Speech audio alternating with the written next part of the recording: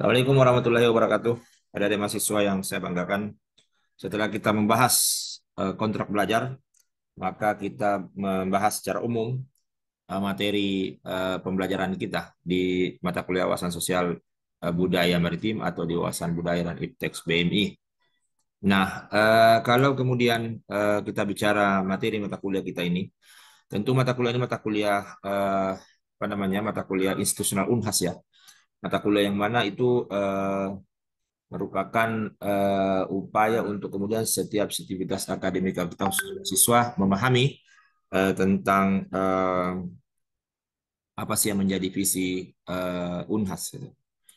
Nah, bicara visi Unhas, kita bicara tentang pusat unggulan dalam pengembangan insani, ilmu pengetahuan dan teknologi seni dan budaya berbasis benua maritim Indonesia. Jadi ya harapannya dengan belajar mata kuliah ini mahasiswa bisa memahami apa itu maritim, benua maritim Indonesia, sehingga kemudian ya bisa dengan mudah mewujudkan visi Unhas. Nah, kalau kita bicara visi kebijakan kelautan Indonesia, ini mewujudkan Indonesia menjadi poros maritim dunia yang kuat dan mandiri. Kenapa? Karena Indonesia ini kan berada di posisi silang dunia, berada di antara dua benua dan dua samudra. Nah, tentu di situ ada peluang-peluang untuk kemudian bangsa ini menjadi lebih baik, lebih maju, tapi tentu juga ada apa namanya ancaman di situ.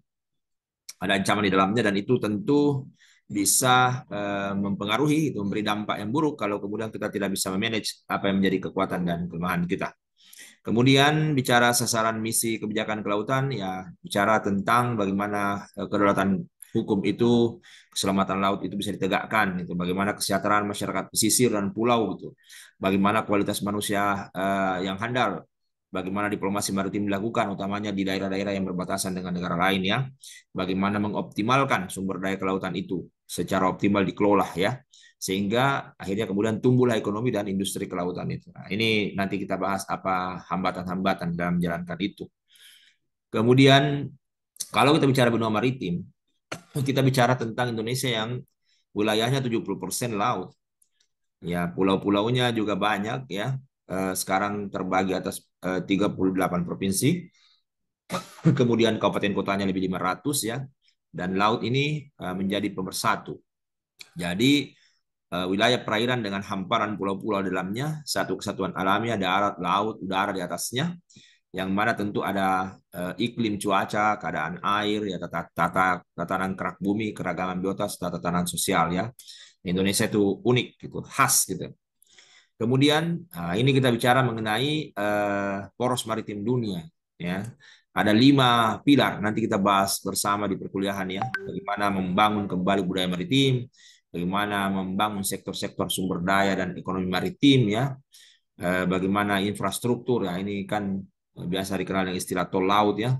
Kemudian bagaimana diplomasi maritim itu dilakukan supaya kita bisa menjaga keamanan dan pertahanan kita. Bagaimana kemudian daerah-daerah yang beririsan itu bisa dibicarakan secara bilateral atau kemudian multilateral dan regional dengan negara lain, tetangga kita. Nah ini tol laut. Nah, jadi kalau kita bicara eh, tol laut ya kita bicara tentang pelabuhan-pelabuhan yang menghubungkan antara utara, selatan, ya, timur, barat, sehingga arus barang, jasa, orang itu bisa kemudian lebih dinamis gitu, untuk meningkatkan ekonomi bangsa. Kemudian geografi NKRI dan sumber daya alam kelautan. Nah, ini Indonesia berada di posisi silang, Indonesia ada di daerah khatulistiwa, iklimnya tropis, tentu ada implikasi-implikasi positif gitu. Dan juga mungkin ada hal-hal yang bisa memberi ancaman yang perlu disikapi dengan bijak ya. Nah, kita punya wilayah laut yang luas ya, kita punya jarak utara selatan, barat timur sangat jauh ya. Kalau Indonesia ini dibentangkan di Eropa bisa menjadi 10 negara. Ya, kita punya garis pantai terpanjang kedua di dunia setelah Kanada dan itu tentu potensi besar. Cuma menjadi ironis di saat bangsa ini harus ngimpor garam dari negara lain ya. Padahal kita ini punya pantai yang panjang, punya iklim tropis dan itu tentu bisa untuk petani garam kita menghasilkan dan mensejahterakan dirinya, keluarganya dan masyarakat. Nah ini kalau kita bicara Indonesia ya, kita bicara tentang pantai, kita bicara tentang laut, pulau dan pesisir, ini konsep-konsep yang tentu berbeda. Jadi kalau bicara pantai yaitu secara horizontal itu kan seluruh wilayah pertemuan daratan dan lautan gitu.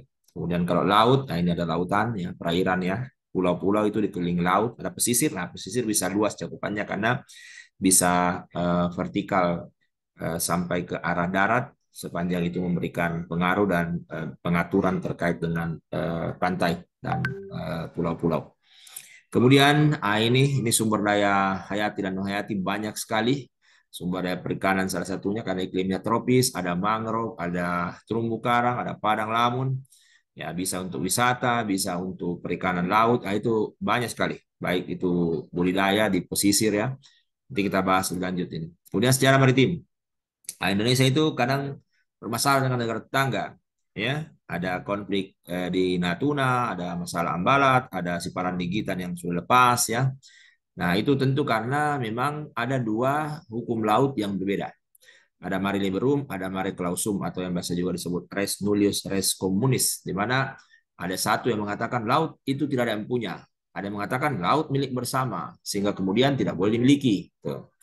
Nah, dua konsep ini nanti kita bahas ya, sejarah hukum laut itu. Nah, kalau bicara Indonesia, ya dulu ada aturan Belanda yang 3 mil laut, ya. Kemudian lahir deklarasi Juanda. Nah, ini jasa besar Insinyur Juanda ya. Nanti kemudian kita lihat apa isi deklarasi itu. Karena deklarasi itu berisi tentang laut teritori, berisi tentang laut-laut pedalaman.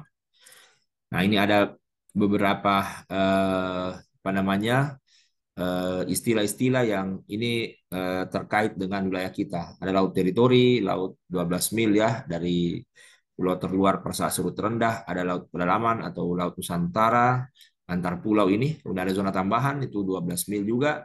Zona ekonomi eksklusifnya 300 mil, ada landas kontinen ya sampai pada 250 mil sepanjang kedalaman tidak lebih dari 2,5 km. Ada laut lepas, kapal-kapal laut bisa berlayar dengan satu bendera. Nah, ini ada sejarah kerajaan maritim. Nah, ini ada kerajaan Sriwijaya, ada kerajaan Majapahit, ada kerajaan Goa Makassar. Nah, ini bukan kita mau mendeskripsi